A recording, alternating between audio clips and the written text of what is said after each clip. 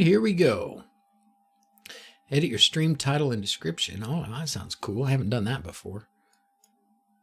Except it's not actually letting me do it. So they lied to me. They lied. I can't change that. Maybe I should have changed it before I started the stream. Whoops. Whoops. Okay. Hopefully everybody can hear okay. Joshua, how's it going, man? Number one, thanks for showing up first. What you up to? Doing some good stuff?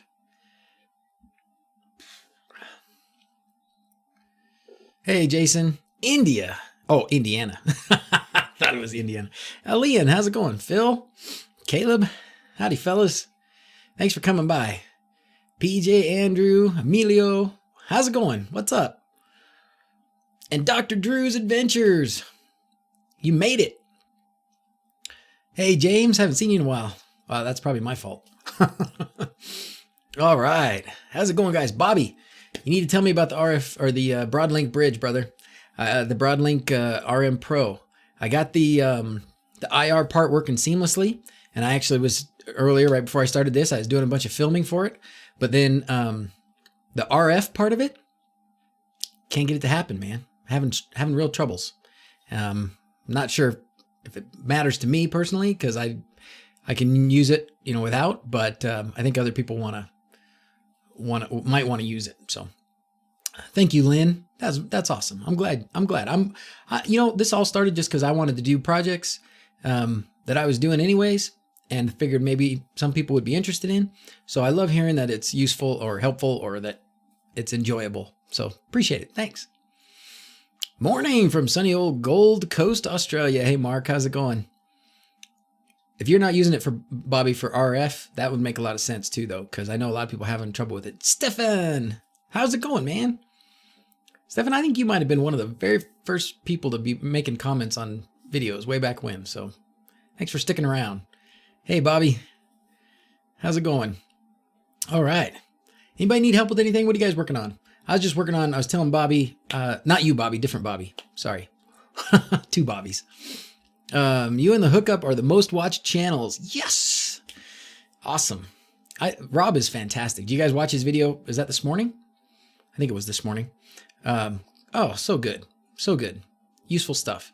He was talking about the, he did, what I got from it that was most important to me at the end was he talked about the backups. And I went and looked at my backups. If you watched it, he was talking about how his, he did another video about how big your database file can get. And when I went and looked at mine, he was talking about his. And he was like, wow, it's huge. It's like 300 megabytes. I looked at mine. It's like over 3 gigabytes. I think it's probably stored every state change of every device that I've had in my house for over a year. That's not necessary.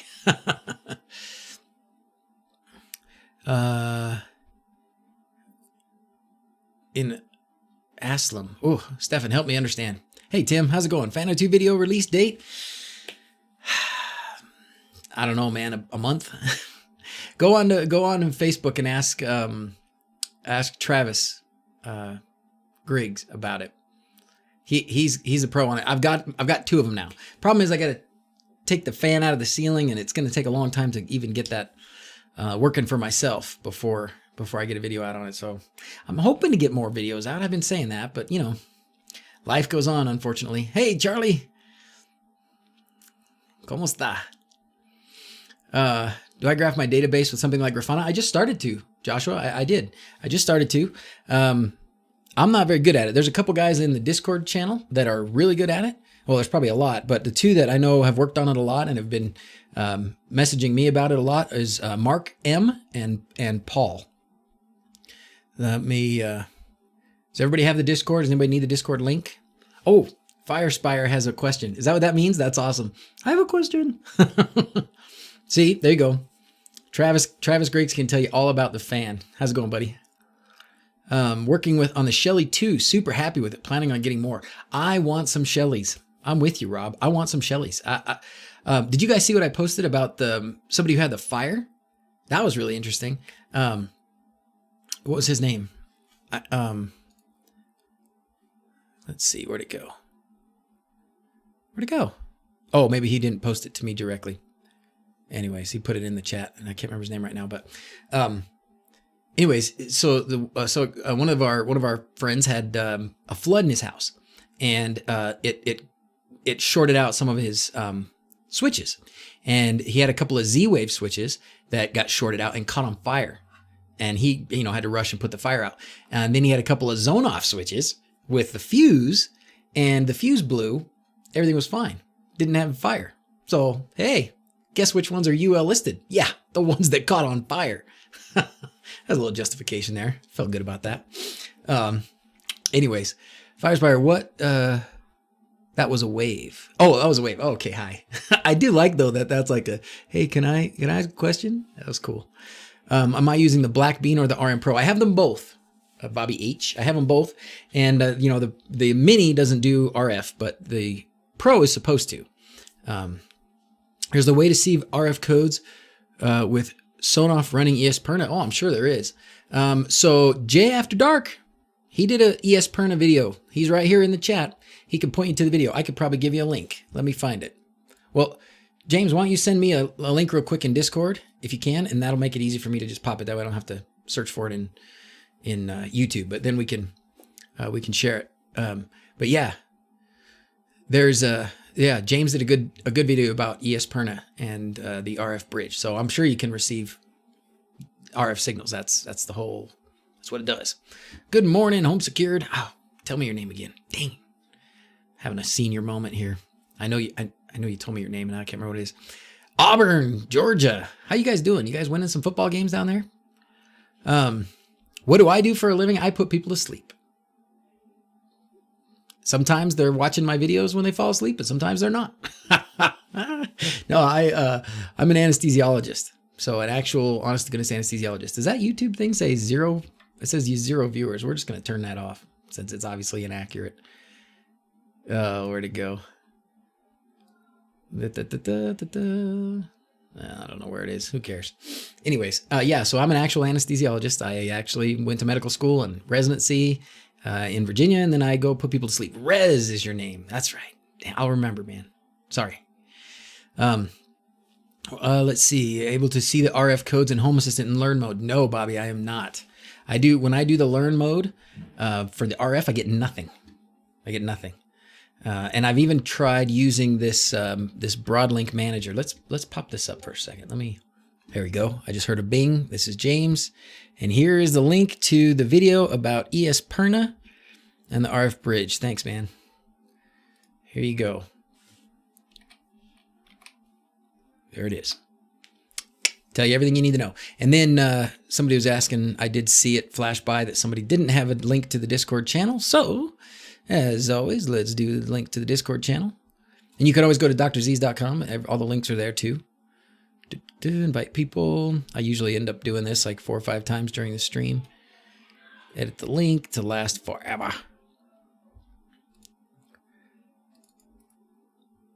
All right. Hey, Brandon. How you doing, man? I am doing great. I've had a busy, awesome, fun month. You saw I went up to my dad's and we got started on the bug that I'm gonna make electric at some point. It's gonna be fantastic. I'm excited about that. We did a lot of mechanical work on it. I'm doing a little bit more. I'll go back up there in a couple weeks and bring it back home. So it'll be in my garage for more of that conversion. It's gonna be a good time. And then I had the Maker Faire. You guys got to see a little bit of the Maker Faire from the live stream. It was cool. We did a good job. It was fun. It was good. There was a lot of kids, and so it was good that we did what we did.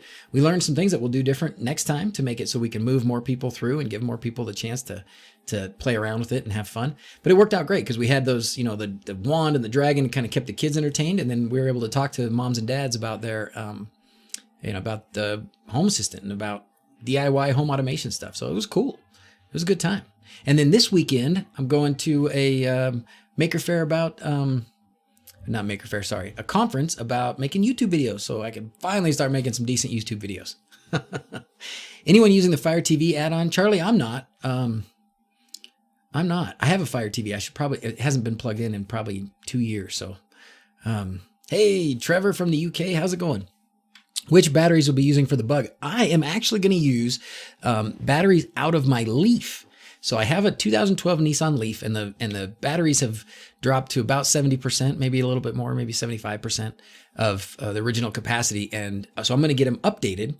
I'm going to get a new battery in it from the Nissan dealer, and they're going to let me keep the old one. And I'm going to tear it apart and use those cells, rearrange them so the voltage will be different and stuff. But that should be plenty. So it's about as cheap as I could get it. To be able to have, something that I can use. It's not going to be as good as like a Tesla battery, like Jehu Garcia builds or anything, but heck, for what I'm paying, it's a good deal. So it should be awesome. RF Bridge works great. Thanks to the videos. Going to retire the RM Pro as Black Bean, and RF Bridge does what I need better. Mark, I'm with you, brother. I'm with you. I think that the combination of the Sonoff RF Bridge and this Mini, the Black Bean, perfect. Exactly what you need. And these minis are so small, the Broadlink minis, you can have several of them. They're, $15, $12 maybe if you're lucky. And so you put them in different rooms where you have the different devices that use infrared. Bingo. And then the Sonoff RF Bridge with Tasmota or whatever you decide to use, ESPerna or something else, works great. I love it. It's easy. But the Broadlink has had some troubles. And like I said, I was filming the video today, so hopefully I'll get that edited and out before the end of the weekend or by Monday at the latest. I can't control Home Assistant via Google Assistant because of the new version. Need to add username in the webhook. Can I help? Oh gosh. So I don't think I can help, at least not off the top of my head, Ten. So were you using the SDK kind of home Google Home setup? So you weren't using the cloud? I have not updated to 0.78 yet, but my Google Home was working on 0.77.3. So, hey, from Brazil, how's it going? Sorry if I miss your comments, guys. I try and keep track, but they do go by fast, and it's getting harder for me to read. Thinking you might replace the innards of the Black Bean with a D1 Mini down the track. Oh, that'd be cool. Yeah, there you go. Bobby H says API legacy is what you need to do. Probably 10, I believe. Hey Jay, how's it going? I have an RF fan. How can you control it? You should be able to control it with the RF bridge. So what you'll have to do, this is what I would do. Get your Alian, get your remote control. You have an RF remote control already for your fan. What do you have now for an RF bridge? Do you have the Sonoff RF bridge, or do you have a Broadlink Pro?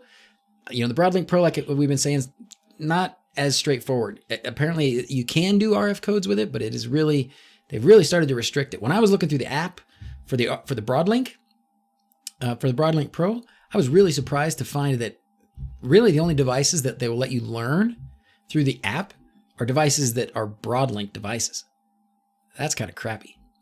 But anyways, if you have the Sonoff RF bridge and Tasmota, whatever you put on it, different firmware, of course, then you should be able to pull up the console for that RF bridge, the Tasmota console, and then push the button on your remote, and you'll get a code that will pop up in the console on Tasmota. That code is what you'll need to put in your value template. So if you go back to the most recent Sonoff RF bridge Tasmota video that I did a month or so ago, the same steps apply. Just instead of using the sensor to send the code, you're just going to push the button on your RF remote. And everything else should be the same. The principles should be the same. Looking to use a Sonoff POW for a 15 amp table saw. I think that'd be a fine idea. It'd be interesting to see. I would expect it'd be interesting to see. I don't know how, a table saw with a motor, it's probably got a big spike, like it draws a bunch of current right at the beginning. So it'd be interesting to see if the POW 2, the POW R2, can handle that okay. Probably can. It's not enough to trip your breakers, obviously, because everybody uses those table saws and they don't have anything special. But that'd be interesting to see. I don't see why it wouldn't work. Should work. Would love to follow along. Oh, let's see what happened. Message redacted, Alian. Uh-oh. You can send it to me in Discord, bud, and I'll try and answer. An older 911. Oh, go slower on your vid. Watch some of your going so fast. Click, click, click, and pointing. I was just learning this stuff. Sorry, Bobby. My guess is you're watching an older one. I've tried to do better, but yeah, I definitely had too much caffeine on a couple early videos. Yeah, sorry about that. I was trying to squeeze my purpose at that time was I wanted to try and squeeze 15 minutes worth of video or 15 minutes worth of information into 7 minutes. And obviously that wasn't the way to do it for some folks. So I've changed my tune a little bit on that. You're going under in a week or two for surgery. All right, well, good luck, man. You'll be fine. You'll be fine. It's amazing. The safety record for general anesthesia is way better than being on the freeway in your car. So you should be fine. There's I think it's 1 out of every 3 million people who get general anesthesia have something bad happen because of the anesthesia. So it's very, very rare for anything bad to happen. I did see somebody talking about a 911. Are you talking about converting a Porsche to electric? So after my bug, now we're talking like a year or a couple years from now, I have in my mind, I really want to do like an old Camaro, like an early 70s Camaro. I don't know why. That would just be so cool. It'd be so fun. So we'll see if that happens. Maybe someday. All right. What am I missing? Quick question. Will the Home Assistant Cloud Google Assistant integration still work when the paid thing begins? Not if you're not paying. So when the paid Home Assistant Cloud starts, which is October 17th, all of the services provided by the cloud will only work if you start to pay.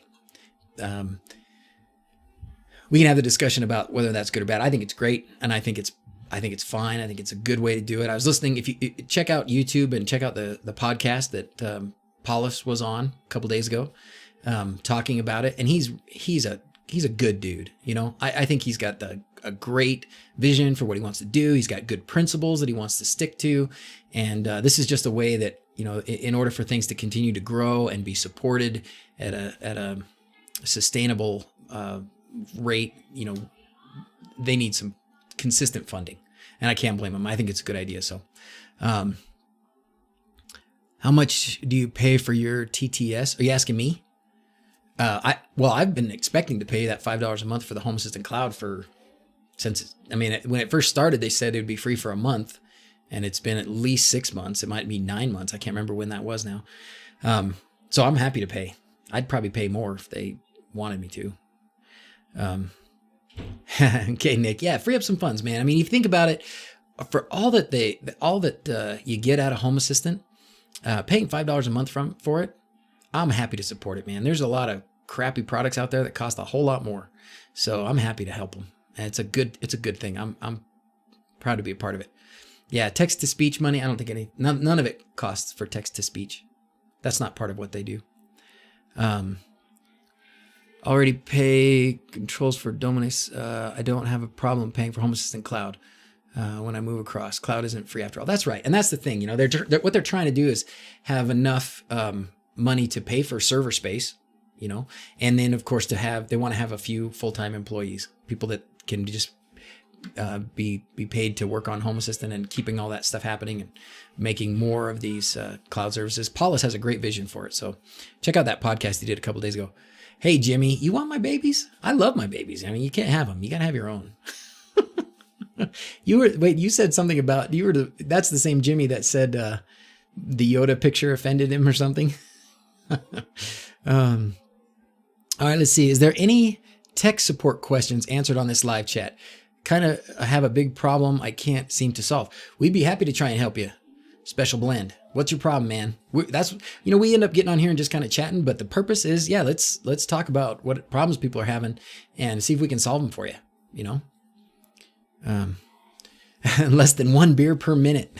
I think at least 60 minutes would be, or is that meter? Anyways, yeah, that's awesome, Willington. That's right, man. You think about $5 a month. Like, would you buy for what you get out of Home Assistant? Would you buy one developer, a cheeseburger? Then that's $5 a month. Do you take one guy to lunch once a month for all this work we get, all this stuff we get? That's what I would do. It's not easy not hard to convince me. Anyways, all right. You need help. Your Tasmota Sonoff 4-channel is possessed. That's probably true. Can't seem to find or fix the power Wi-Fi loss.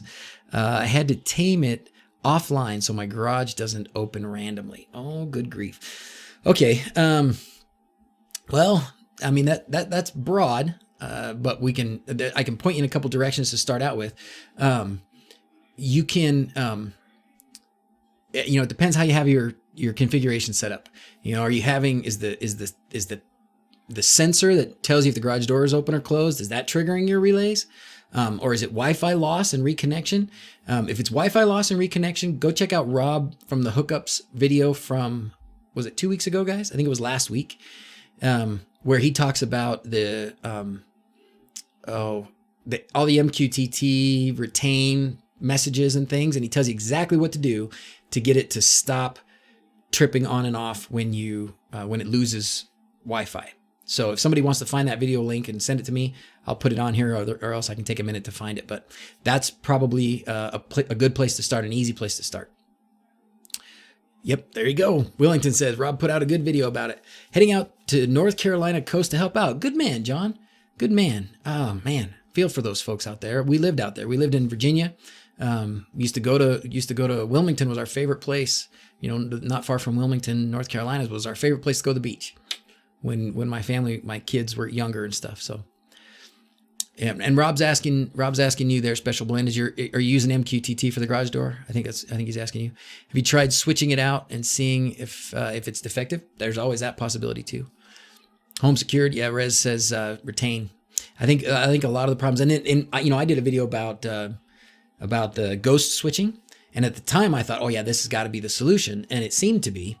But I think Rob was probably onto it. He's got the better solution, or at least the more common problem is going to be solved by doing it the way Rob did it with the, all the MQTT retain stuff.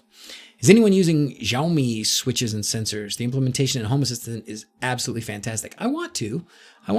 I haven't been though. Anybody else? C is asking. That's cool. How'd you get that tag? Just C. That's cool. That's totally it. It does it on power loss as well. Yeah. Okay. There you go. Special Blend. We got you, brother. Let's check out the, let me see if I can find it for you here while we're doing this. I'll just go to Rob's channel and see if I can grab it. The hook up. You always get awesome stuff when you search for the hookup on YouTube. Wood shelving. Oh, let's see.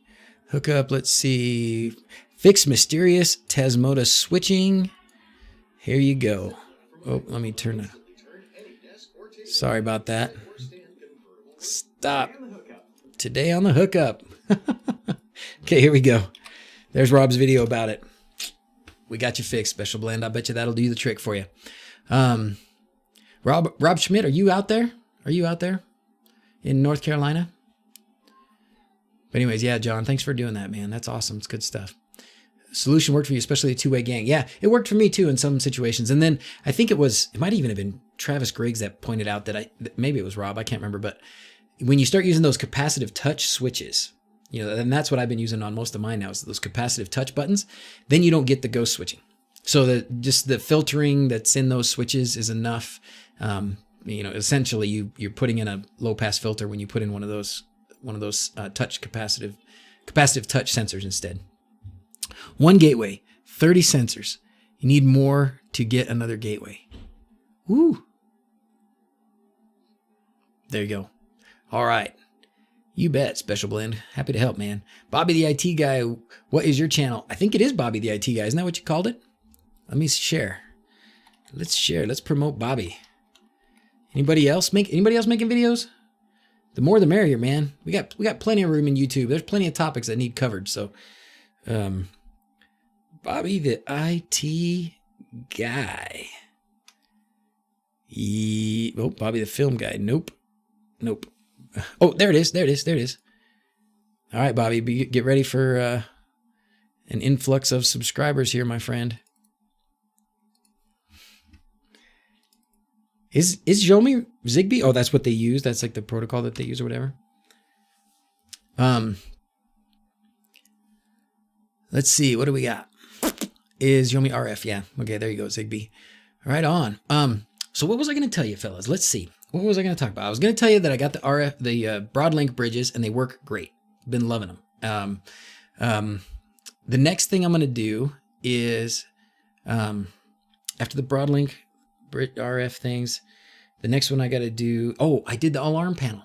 that's a simple one. So I've had connected set up in the house for a while, and I finally got it, worked out in Home Assistant so that I actually have an alarm thing. You put a code in, and then I set up an automation, so stuff happens, lights come on, sirens, all that stuff. So that'll be one I want to share. And then I just figured out, this is just me catching up. Most of you guys maybe already know how to do this, but Alexa routines. Have you ever played with Alexa routines?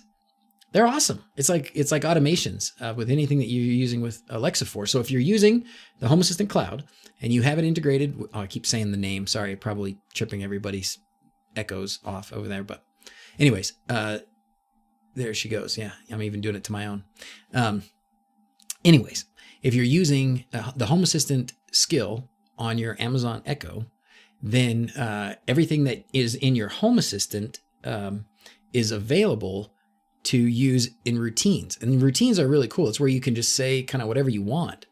And you can get a bunch of different responses. You can get a verbal response, so you can get a programmed response from her. You can get things to happen, switches to go on, switches to go off. You can get music to play, and a few other things. It's really cool. I just started playing with it for the first time today. I know. Sorry, Chris. Somebody made those comments in the videos too. Like, don't say the A word. That's she who shall not be named. Sorry. All the external doors, Josh. Oh, awesome. Have you ever messed around with the Great Sec Wi-Fi wall switches? I have not, Eric. No, I have not. Send me a link. I'll check them out. Could I make a video about Zigbee to MQTT? I could try. Mimo, I could try. I got a long list. I try not to make plans for anything more than about a month ahead of time because I've already got at least a month's worth of stuff booked up. The other thing that I've got set up that should be working pretty good now is we made a Nerf Sentry gun, so you can control it. It goes up and down and right and left, and designed in 3D printed parts and stuff, and with some steppers. It's awesome.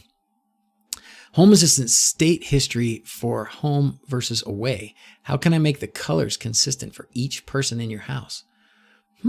Daniel, what's happening? So the colors aren't the same? That's weird. So when somebody's away, one person has one color, another person has a different color on the away, the state. Gosh, I don't think mine does that. Anybody else have that? That's unique, I think. Yes, that's what I did. Those RF switches, added them to my fridge. Genius. Which 3D printer do I use, Jose? I use a Lulzbot Taz 5 that I've had for almost 3 years. And I got it because at the time I was very scared to do any of it myself.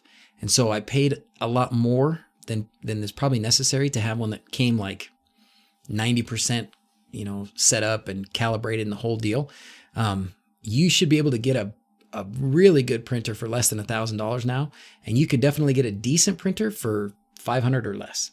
I think the A8, right, fellas? That's a popular one. The A8, I can't remember the company that makes it. And the CR10, those are a couple that I know are fairly inexpensive and are good quality. And the thing about those is you can buy them super cheap for, maybe $300 or so. And then you can add things to them to improve the quality of your prints or improve the functionality, different beds and different things. So you can start with something inexpensive and then you can add parts to it. Yeah, there you go. The ANET A8. I think seems to be the one everybody's talking about. And then the CR10. But you can add things to them. So, if you want more bells and whistles later, when you've got a few extra bucks, you can add to it. So, yeah, that's if I was going to buy one and I wanted a discount, on one that's less expensive, I'd go with one of those, the ANET A8 or the CR10. All right, this is the wall switch you're talking about. Let's see, looks kind of easy, like an easy node red. Ooh, I missed what we were talking about. Let's see, what else are we gonna do? What else are we gonna look at? Only if you want Alexa, Google Assistant integration. Oh, you're talking about the cloud again? I love this. You guys are just all having the conversations. I can't even keep up. Couple zones for kids, schools, and state history, and uses the same colors, but are signed different for each of us. That is weird, Daniel. That is weird. I don't know. Have you searched? I mean, maybe. Did you try the Home Assistant Discord chat? I would ask a couple different people in there. When I say ask a couple different people, I mean ask, and if nobody that's there at that moment or within the next 30 minutes or so knows, come back a couple hours later and ask again, because you'll get different people that'll be able to respond at different times.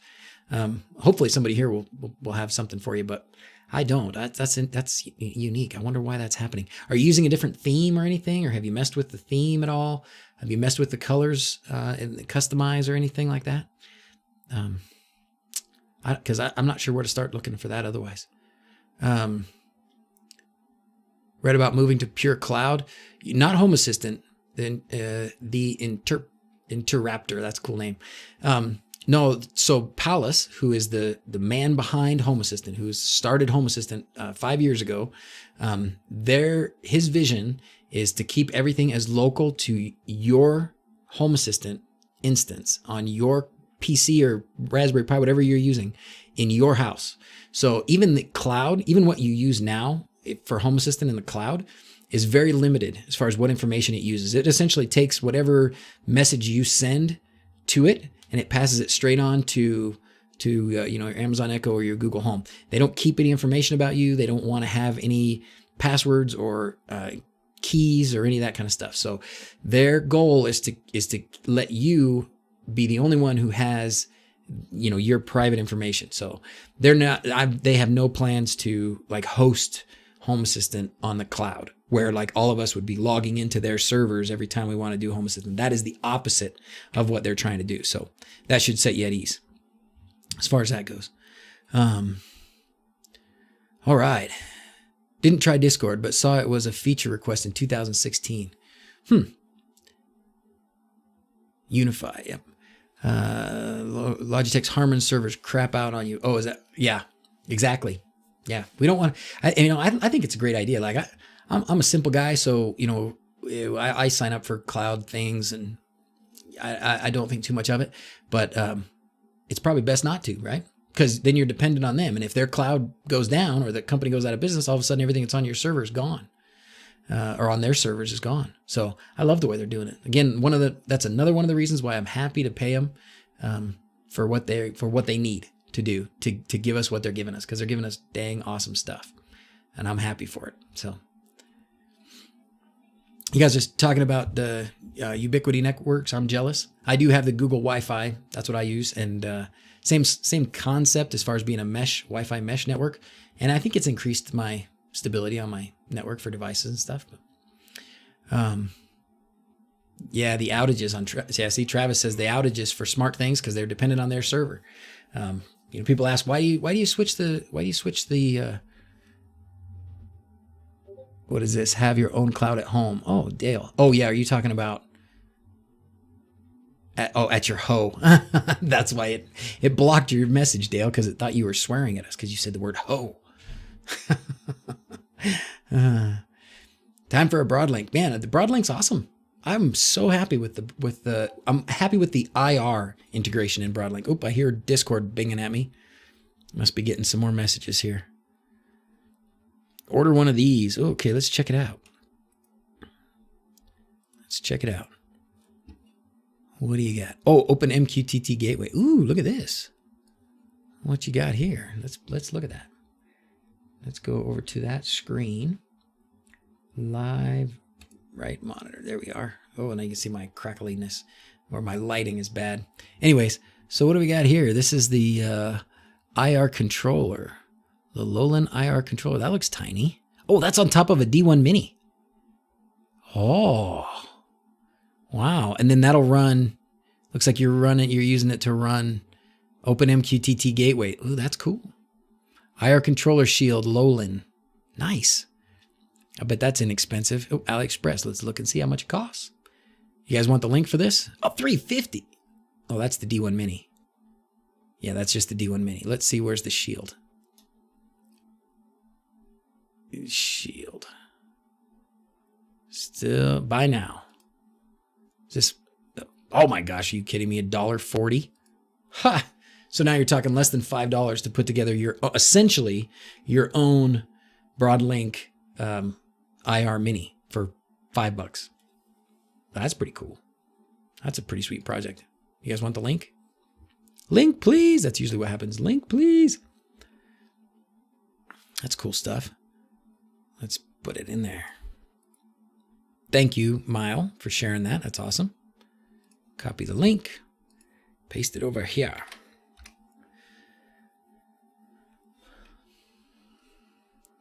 Boo, boo, boo. No mesh for me on Unify. Oh, Ethernet to each access point. Oh, that's a good idea too. Sometimes you can't run wires.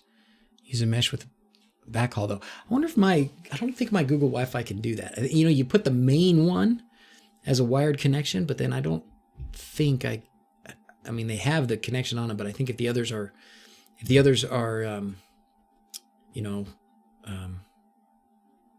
oh, hey, Steven. Oh, that's you. Oh, cool. Okay. Well, now I know. Awesome.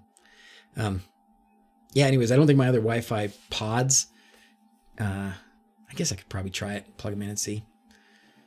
We have to use mesh. Hard for in the old houses, you have to use a mesh, yeah. You got probably a bunch of copper pipes in the walls. Does that make a problem for it too? Or you just don't have the wiring in the house? That's probably it, right? All right. There are just so many great projects out there, right? How about a video showing how you organize web links? Come on in. About how you organize web links, things to try, etc. Need a new method. How do you save things you find? Ooh, Daniel, you need to see. Oh, hey, Hale, what's up? Do you know where Jackson is? Nope. Oh. He was downstairs a little bit ago. Okay, just looking for him for the flags thing. Oh. Thanks. He should be. You text him. Do you have his number? Okay. Anyways. Sorry. How I organize web links. Oh, what I was going to show you is, have you guys seen, I know most of you have, the Home Assistant Awesome thing? Home Assistant Awesome. This is a page that Frank put together. He's probably sleeping right now, where he is. It's middle of the night. But this is a link of a page with a whole bunch of cool links and useful stuff for Home Assistant. So Frank's put that together, and I think you can contribute stuff there too. But as far as what do, I have a folder. You know, I have a Home Assistant folder. Where is it? Right here. So when I see something cool that I want to look at later or save for whatever reason, I just bookmark it and put it in that folder on Chrome. Nothing fancy. Nothing too fancy there. Oh, let's see what's James got going here. Close that. Ooh. LED pot lights, can, whatever you want to call it. Oh, nice. You building that yourself, James? Nice work, man. Nice work. I've got one of those here I need to review. Somebody sent me. Oh, you had a heck of with SSH. Oh, are you using HASS.io, Andrew? I have not had to SSH into my HASS.io machine since I installed it. Since I did, and it's probably been 9 months at least. Pocket extension downloads web pages offline automatically, so you can read them on. Ooh, that's a good idea. A Pocket extension, is that an extension on Chrome? I didn't know about that. Did not know about that. Pocket extension, huh? Pocket extension Chrome. I could see that being pretty useful. Save to Pocket. Certainly got a lot of people that like it. 7,000 over 4 stars. All right. We can do that. Sweet. Thanks. Thanks for the tip. Okay. All right. I got it. I love Chrome. So nice. I remember when Chrome was the new one. All right. Most people will run into, though, it was caused by the new token stuff. Oh. Missing some of what you guys are talking about. So let's see. HASS.io, all sort of add-ons would not bother to SSH in. Yeah, that's it. Exactly. I don't SSH in anymore. I Samba. I get into Samba and I edit my config files and stuff. You can use IDE to do that too. There's still the configurator and ator. I haven't used that in a long time though. Please, sorry again to ask my question. Can we talk about device tracker, MQTT and own tracks? Let's talk about device tracking. Oh gosh. All right, I'll try. So what's the best way to do this? Let's see. I know Travis. Travis, are you still around? Travis is a big fan of the Google Maps device tracking, right? Device tracker. This one is interesting. I have set it up. Sorry. Essentially, the idea with this one is you have to set up a separate, it's kind of complicated, I think.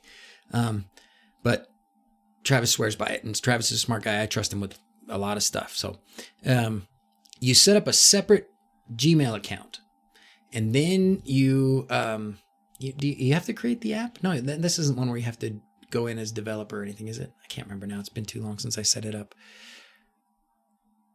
No, I don't think so. Essentially, what you do is you set up, oh yes, you do have to, don't you? Anyways, you set up a separate Google account, and then you have to share your location with that Google account. And then you set up some sort of a developer app. You know, you'd have to do some clicking and name some things, but it's not terrible. And then that new Google account then is what interacts with Home Assistant, shows your locations. That's what I understand. I use iPhone. So what I can tell you about OwnTracks isn't too bad. Let's see. Do I have the ability? I think I have the ability to. Do I? No, I probably don't.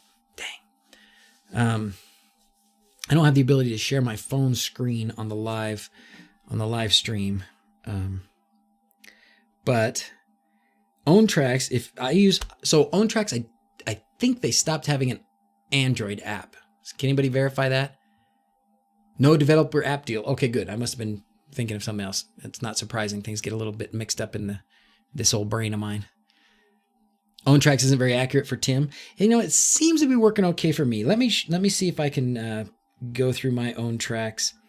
I set my OwnTracks up based on Ben's old video, and it works for me in my phone. The tricks that I found with OwnTracks, a couple things.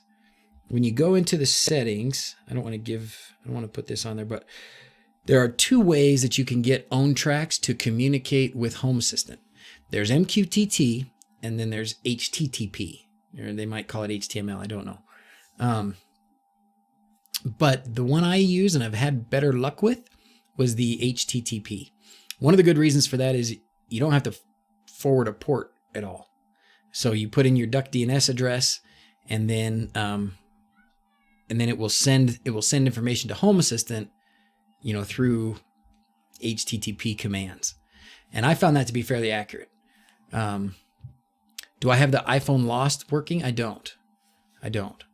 I wish I could. Maybe I can. Does OwnTracks have a website where they can show some stuff? Because I do want to. Let's talk about it. Let's talk about location. Okay, so. Oh yeah, it looks like they do have it for Android. So awesome. So OwnTracks for iOS, OwnTracks for Android, and this is probably just going to take us to the download, would be my guess. Yeah. So the things that you need when you set up OwnTracks are, let me go to my settings and I can tell you what you're going to need. You're going to need your DuckDNS address. And then you add to the end of it a line that it says your DuckDNS address and then the port. So :8123, right? So that's just how you get to Home Assistant through DuckDNS. So if you're going to use OwnTracks, you got to start with DuckDNS. Then you just do /API /OwnTracks and then / and whatever you put for the name of your device. I think you do that in OwnTracks, or for the name of you as a person. I don't know how helpful that's being for you to try and explain it that way. That probably didn't make any sense, right? That's what happens when you try and do this live without planning it at all. Sorry. Using GPS logger on Android. Okay, it's HTTP. HTML is like programming language for websites. Thank you. Sorry, HTTP. I'm just a doctor. I like to say that. All right. After a while, OwnTracks would stop logging until I opened the app, which caused me to switch to GPS logger. Oh, okay. Haven't had an issue since. Okay. Is there a component or something for GPS logger? Is there a GPS logger Home Assistant? Let's see. Yes, there is. Okay, GPS logger device tracker platform lets you detect presence using GPS loggers. Open source app, Android. Get request to GPS coordinates. Okay, cool. There you go. Got to go do some real work. Stefan, thanks for being here, man. Appreciate you. Have a good night. Sorry you got to go do real work. It's a bummer. I have not had a problem with OwnTracks not working, and I don't open it. It's possible. No, because I close all my apps every once in a while too, so that's it. Tile is slow or not working. Any tips? I don't know. Does anybody use Tile? I don't use Tile. Now I'm using Lovelace. I still use HA Dashboard on one tablet, but it's mostly Lovelace for me. Right now what's on my mind is how big is that database file? Go into your configuration folder and look and see how big your database file is. Maybe that's got something to do with it. And then you combine trackers using Bayesian. Yeah, I'm not good at device trackers. Guess you have to expose your Home Assistant for OwnTracks then? No, only if you use the MQTT. Because it goes through DuckDNS. So you have to have the port open. You do have to have the port open so that you can use DuckDNS. But that's it, Travis. You don't have to have any other ports open. If you use the MQTT method with OwnTracks, then you do have to open a port for that. But if you use the HTTP, then you don't. I have not done the combined thing. Do I still use HA Dashboard, Dr. Drews? I do. I have it on one tablet downstairs, and my wife knows how to use it, so I haven't changed it. And it looks really nice still. I've done a lot of cool stuff with Lovelace. But HA Dashboard, honestly, I think it was simpler to get the really nice looking stuff. It's less complicated to do it than it is in Lovelace. Lovelace, when you really start getting into like making custom little boxes and doing a lot of things, unless there's probably been new changes. I haven't really messed with it in the last couple versions, so it might be different. Then it's a lot more complicated. I like doing it. I like having all these different icons, but in Lovelace, but it takes more work. Move away from SQLite as quick as possible. So Andrew, what do you use? I don't know. I'm not a database guy. The discussion this morning with Rob's video and talking about how big that database file gets got me looking at some of the pages and seeing that there's different options that you can go in and in the recorder component, you can actually tell it to go to a different URL for your database. Does anybody do that? Does anybody store that database file someplace else and then have have the Home Assistant go there to that, and so it's not on your SD card on your Pi? Or what do you use? Teach us, Andrew, because I don't know that kind of stuff.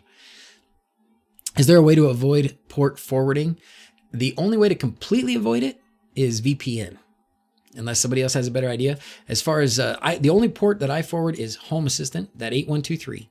And then just make sure you have a password. And now we've got this new authentication thing, so that makes it, I think, more secure even than it was with just a password. So I'm okay with leaving that port open.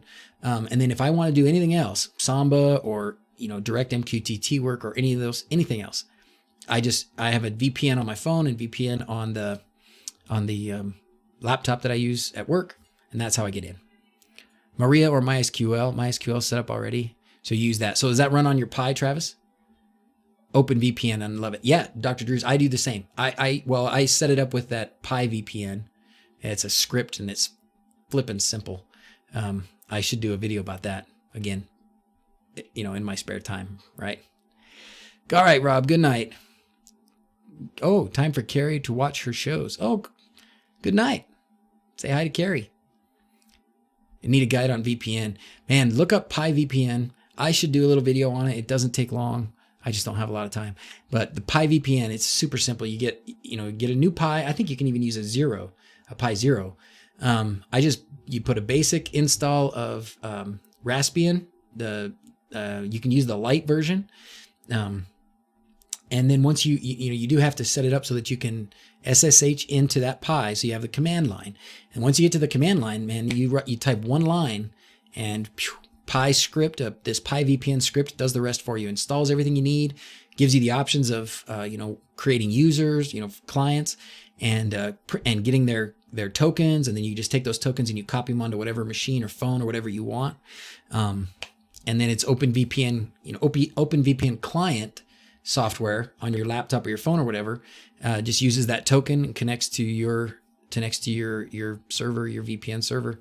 It's been seamless for me. It's been great, and it was really easy to set up. We got away from talking about the own tracks. Man, I really want to fix that for you. I really want that to work for you. I want to make that happen. Dang.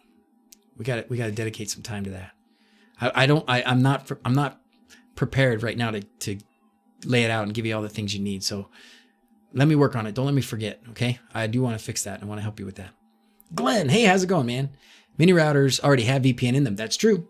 That's what I was doing before. I had a Netgear router, just like Glenn said. I had a Netgear router and it had a VPN option. Click a couple buttons, save the token that it gives you, put the token on your laptop or whatever you're going to use, and download the client software on that end, and bingo. But then I switched from my Netgear router to these Google Wi-Fi routers, and they don't have that. So, yeah, PyVPN, man, an open VPN client. That's the trick, Tim. That's the trick. Hit me up. I'll try and help you walk through it, and doggone it, someday I'll try and get a video out. Greetings from Chile. Looking forward to receive your ebook Sonoffs. Oh, good. My vids are a real help. I hope so, Eduardo. Stay with us, man. We'll help you through. Some of the old videos change, so watch for the new ones. Because when I go to do, like the flashing is very different from, like, I have one video that's got 100,000+ views and everybody watches it. That's new and it's old, and I wouldn't do it that way anymore. And I don't do it that way anymore. So, and I've tried to put that in the links, but check the newer videos too. Yeah, damn sorry, brother. I want to help you with that.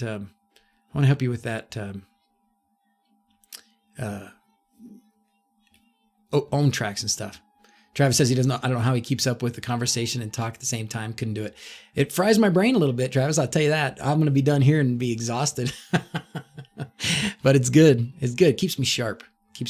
I like trying to keep up. I love that you guys have your own conversations. So, man, that's like, yeah, that makes me proud. It makes me happy that, somebody comes in, they have a question.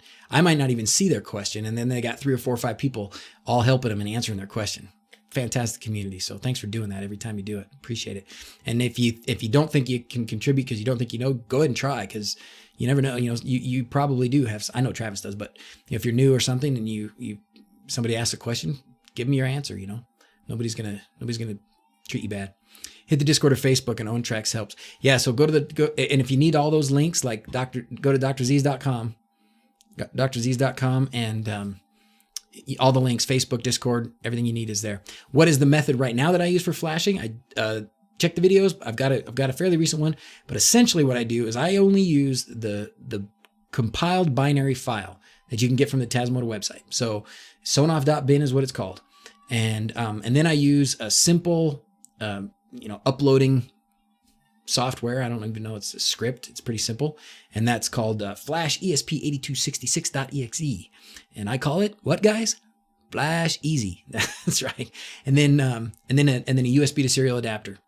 And with that, the only errors you might get have to do with if you get an error, it's going to say ESP-COM, communication failed, whatever. And that's only going to happen if you have your RxTX pins switched or not connecting. If you didn't get it into programming mode by holding the button down and putting it in and releasing the button, or if you didn't select the right port, the right COM port, which is the right USB port for your computer that you're using. And then sometimes every once in a while, somebody will have a bad USB serial adapter. We've narrowed it down now. That's it. So all the problems that we were having with IDE, with Arduino IDE and libraries and all that stuff, gone. If you use sonoff.bin, precompiled binary, you don't have to worry about any of that. Board managers, libraries, nothing. So that's what I use. I can share the link with you if you want, or just go to drz's.com. It's one of the highlighted videos on there, so it's easy one to find. And then there's the OTA method. The OTA method on the newer stuff is going to work. Has anybody been doing it on the basics? I don't know if basics is going to work. Yeah, if you're doing the fan O2, Travis is the man to ask, and yeah, should be working.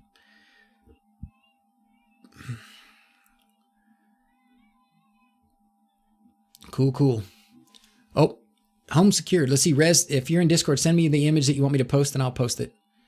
Looks like it clipped yours off, not letting you send images. I don't know how to change those filters sometimes on YouTube. Sorry, man. Just send it to me in Discord and I'll post it. Yeah, if on the Fan 02, you'll be replacing the 2.5 microfarad capacitor to 5 microfarads to fix the speed issue. Where are you getting the 5? So, Tim, I can answer this one, Travis, because I know this because I've asked you. You can get it in 2 places. One, you can buy some. So you can try eBay or something like that. AliExpress, maybe they sell a lot of components like that. So you can try and buy the 5 UF capacitors. Or probably the most effective way, I think, having not done it, but I think the most effective way is going to be in your fan, in the fan that you have that you're trying to switch. You should have some capacitors in there. That's what the speed factor problem is you've got these capacitors in the fan, and then you're adding more in this the O2 fan O2 module. So if you just take the ones out of your fan and you replace the one in your O2 in your fan O2 module with the one you got out of your fan, that is the best way to maintain the exact same speeds that you have currently in your fan. Did I say that right, Travis? Did I lead him astray, or is that about right? Drop the link to the vid for MariaDB in the live stream for Discord. Oh gosh, I missed something there. So somebody, I got you. Take a look at this. Compatible with Tasmodo, works 5 volts or 12 volts.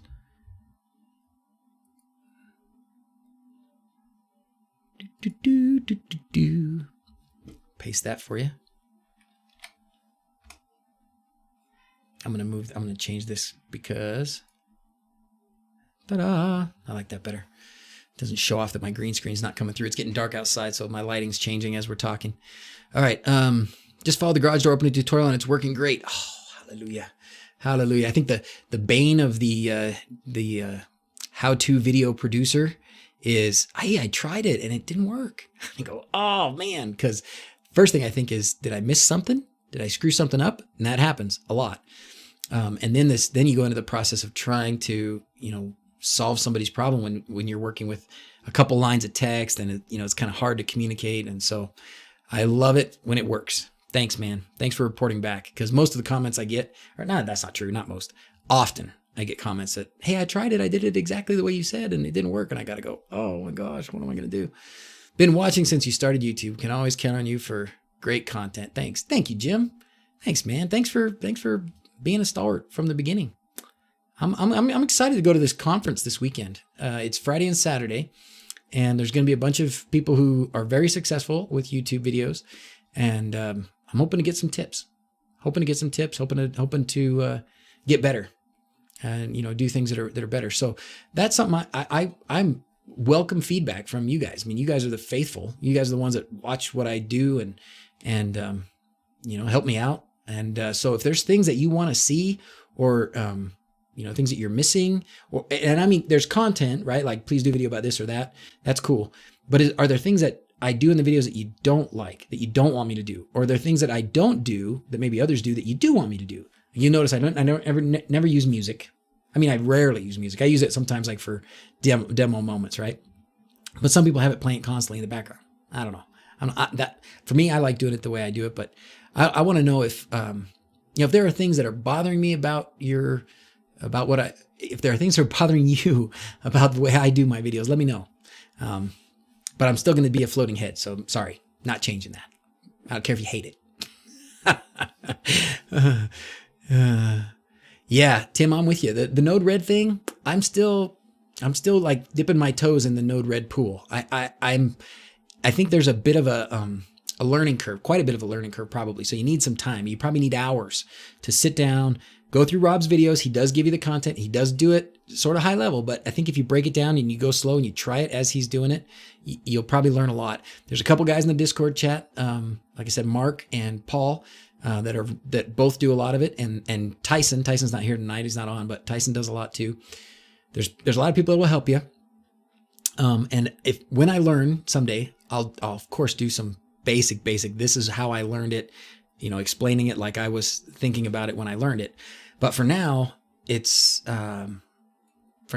easier for me in most cases to do it in the automations in YAML still. So I mean, everything I just did, I did on YAML. Night all. See you, Ron. Thanks for being here, brother. You are welcome. I appreciate you watching them. There's Tyson. He is listening. So, yep. Are my active in any Tinker or Maker groups in Utah? Dank Memes, I love your name, dude. That's cool. No. Tell me which ones I should be in. I mean, I've gone to the Maker Faire a couple times. I don't, you know, we've got Facebook group, but nothing, you know, that's just super local where we get together. If there are groups in Utah, let me know. I'd love to, you know, try and take part. I do definitely want to do, more Maker Fairs. So we had this Maker Faire this past weekend just down the street from me. Well, down the street, it's like 7 miles away, but I love it because it was so close. My wife could come and drop off kids and pick up kids, and, you know, we could do it. It was like, it wasn't even like I was that far away. So if we forgot something, we could go get it and come back. You know, it was easy. And so I really want that Maker Faire to succeed. So I'm going to do a lot to try and support them. The only problem is more vids, right, Juan? That's me too. I feel the same way, brother. I want more videos too. Trying to set up GPS logger now with the new authentication system. Should we use a long-lived access token instead of API password now? Anyone help Tom with that question? Yeah, I guess you probably always, I don't know. My first guess would be use the API password, the old API password. I don't know. I haven't tried. So upcoming projects. You want to do an LED Christmas tree with Node MCUs and have lights do stuff with Christmas music. And now I will need some direction. All right, Kristen, that's awesome. So, as far as getting the lights to do things and be active, I've got those videos on that. I do want to do something again, and I've got to put more lights up on my house, and my tree in the backyard went out. I think my D1 Mini that's in there got wet. That's my suspicion. It's not working. So I've got some troubleshooting to do on my own system. So as far as getting the lights and getting the effects and all those things, we can help you out. There's good videos for that. Discord chat. There's a lot of people that have been working on that. It's that time of year. A lot of people are trying to get that going in their house. As far as music, getting it set to music is a bit trickier. I do have one module, which I need to do a video about or a review about, that I found on Banggood and had them send to me. And it was a, it's supposed to plug in between your controller and your lights and give you, you know, a variation in dimming with the beat of the music. I don't easily have that clip available. Do you see the flashing lights? When it gets dark outside, I have the lights go off so that the kids know it's time to come in. So right now I can see it on the screen. So let me turn those off. Sorry. That's funny.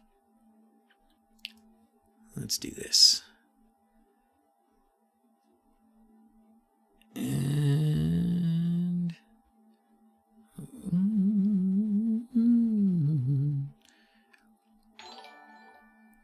what happened?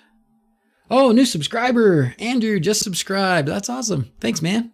Welcome. Let's see. Let's turn those off. Okay, good. I'll leave the lights on outside. Thanks. Thanks, Tim. Thanks for subscribing. I love that little video thing. That's kind of cool that it shows up. Okay. Yeah, I got the police at my door. Maybe that's what it looks like, right? Woo, woo, woo. There's sirens going off. Okay, so upcoming. Okay, but stay close, Kriston. We're gonna be, I'm sure, in the Discord chat. There's gonna be a lot more discussion about holiday lights. We'll do some more on live chats too when we can. I'll try and I'll have to find that device and try it out, and then let you know. Finally got your telescope drive online. Oh, hey, Curmudgeon, how's it going, man? I didn't see you show up. Needs some vibration dampening. The stepper, though. Oh, goodness. That sounds cool. Exactly what will not having the cloud affect with Alexa and Home Assistant, David says. So, if you are currently using the Home Assistant cloud as your connection to Amazon Echo, sorry for saying her name a minute ago, and or Google Home, if you don't pay, because you're already using the cloud for that. They were just finally, 9 months after they said they would start charging for it, they're going to start charging for it, $5 a month.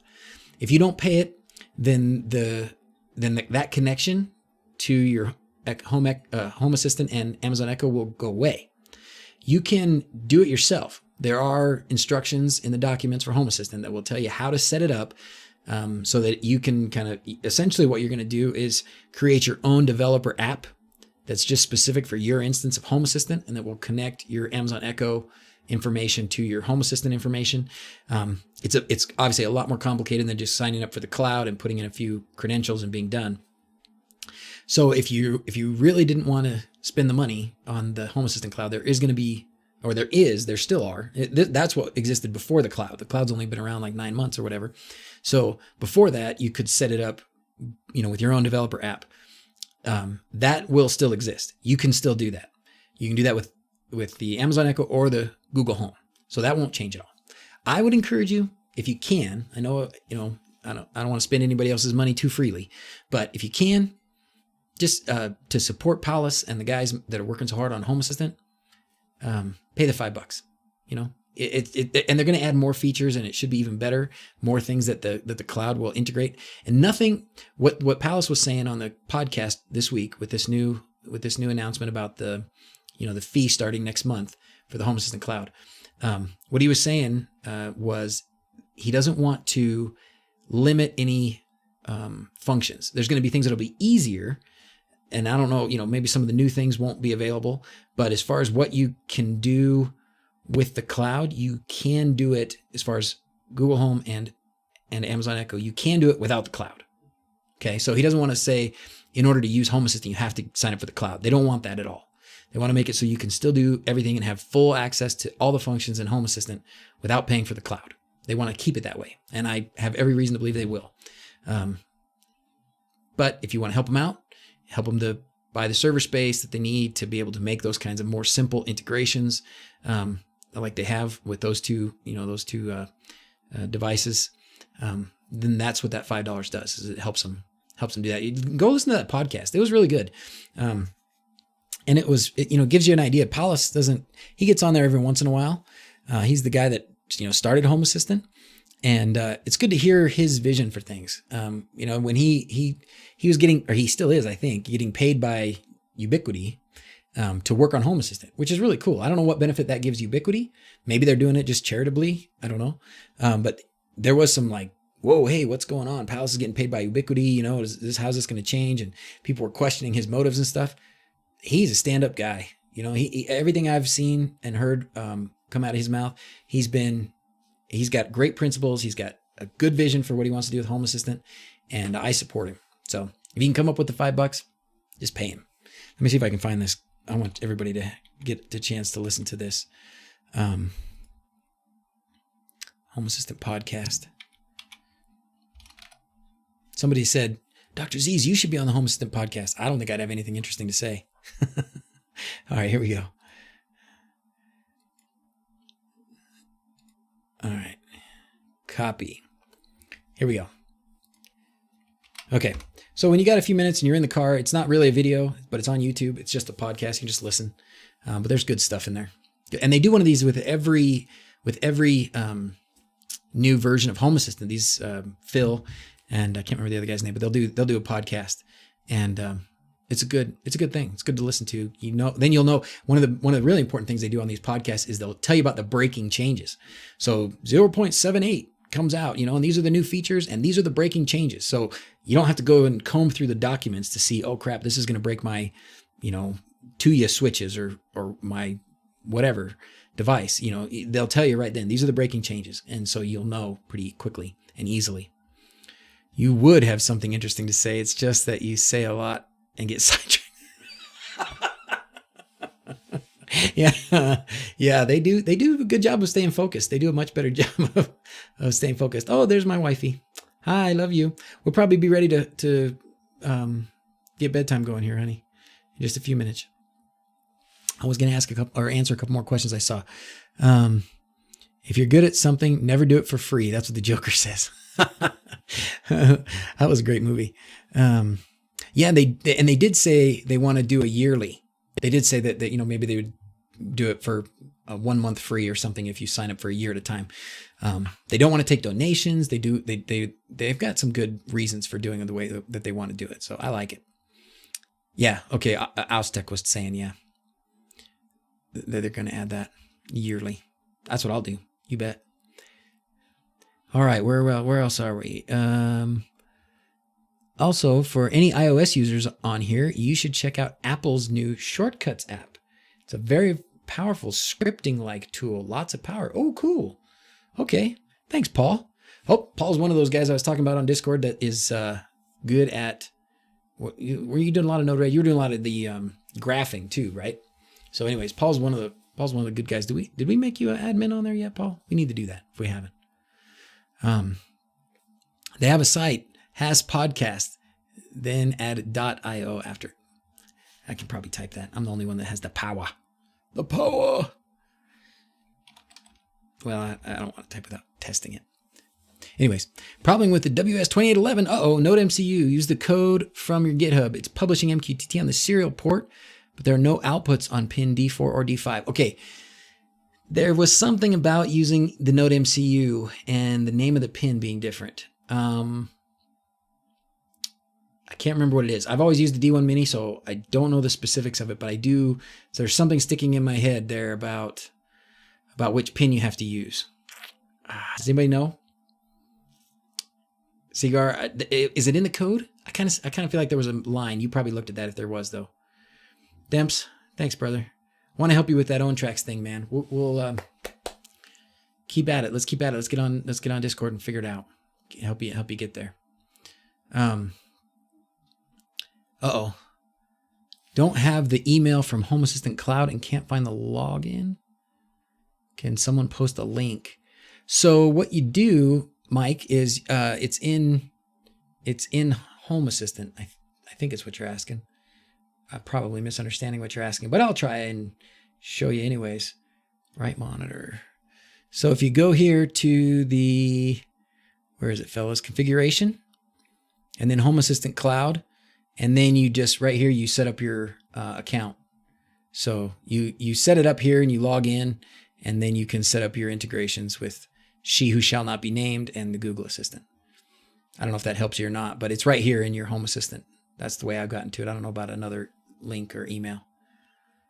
I do remember an email actually when it first came out with some instructions, but I think right here gives you what you need to know. It's pretty simple now. All right, where are we at? Thanks for your help on Discord. See, over the last few weeks, Paul's a star. Lots of stars in Discord. It's fantastic. What is my Discord? My Discord. Oh, there's a link. If you scroll way up, scroll way up in the chat and see if you can find it. I put a link. If not, just go to drz's.com and there's a link there to the Discord. I think it's a link to our Discord. I can't remember now if it's that or if it's the Home Assistant Discord. Have I ever tried installing or using Google Assistant SDK with Hass.io? I briefly tried, Joel. I briefly tried. Once you start getting into the setting up those developer apps in these different API, whatever you call them, SDKs, then I often will get messed up. I don't understand some of the terms sometimes. So I have started, but about the time I was tinkering with it was when they came out with the cloud. And so since then I've just gone with the cloud. It's the code says use D4 and it will default to D5. Do you have any way to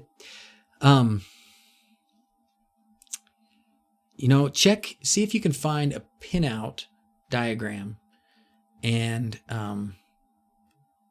you can change that pin. Should be able to change it to dang near any pin on the Node MCU, or at least there's several others you could try.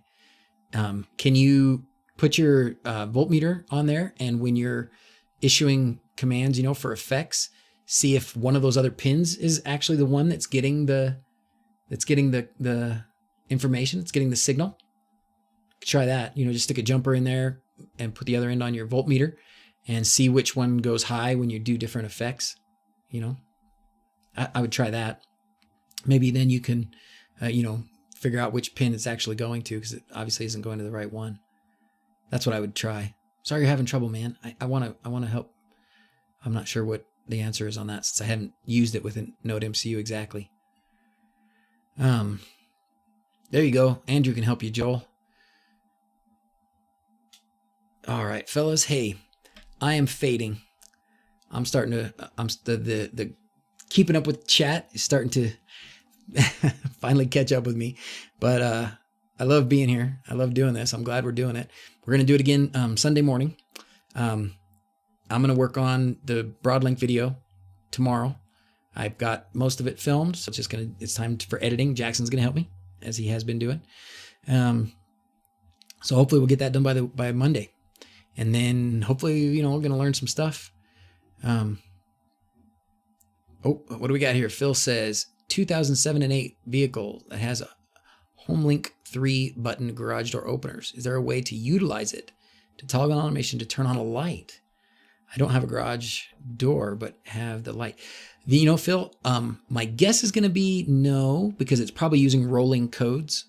And so you have to have, you know, it has to be, the receiver that you use has to be able to interpret that. I don't know much more about that. The thing I would try, though, do you have an RF bridge of some kind? Do you have the Sonoff RF bridge? Because if you do, you can always just get the Sonoff RF bridge, open up Tasmota, go to the console, and then push the button in your garage door, or push the button in your car. And when you push that button, if a code pops up on Tasmota in the console line, you might be in business. Then you take that code and you put it in, you know, for whatever light switch, and you know, an MQTT topic, blah blah. You know, go watch that video about that.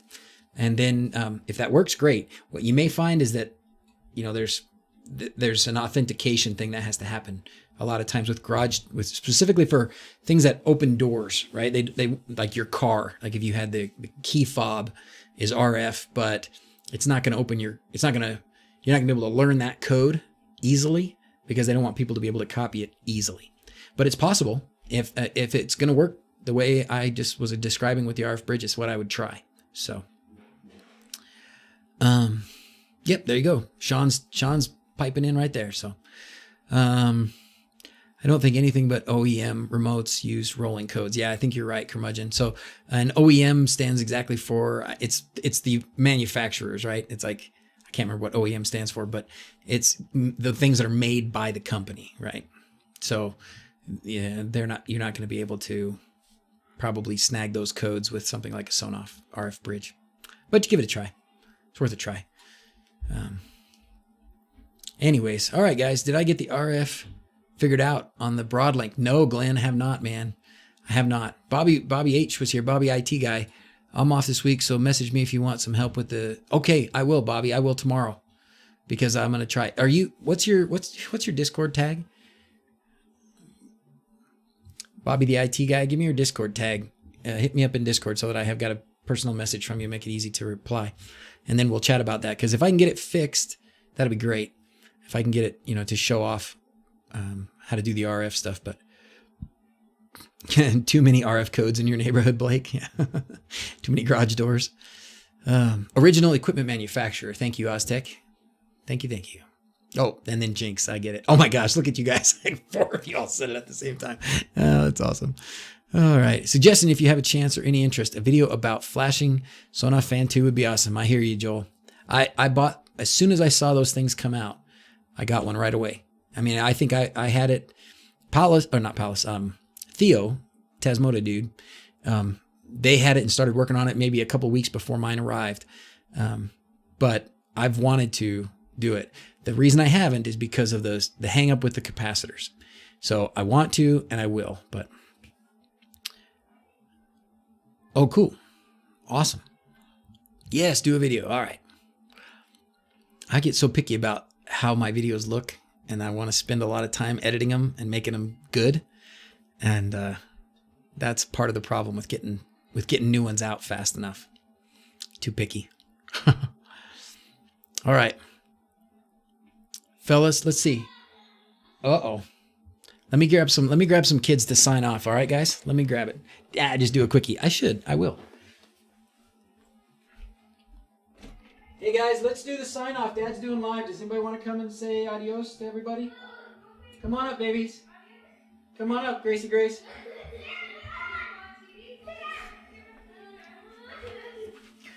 All right, kids are coming up to sign off. Fellas, as always, thanks for being here, man.